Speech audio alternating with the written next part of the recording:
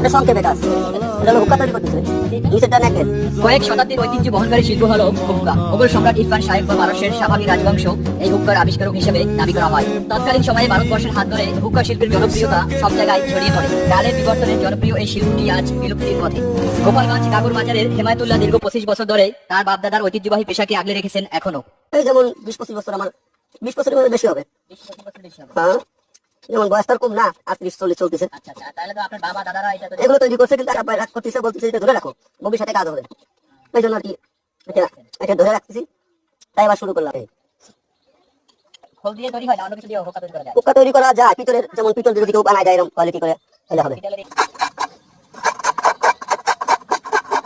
পরিষ্কার করতে হবে। উপরে এইটা পরিষ্কার করে মজা লাগে। হ্যাঁ হ্যাঁ।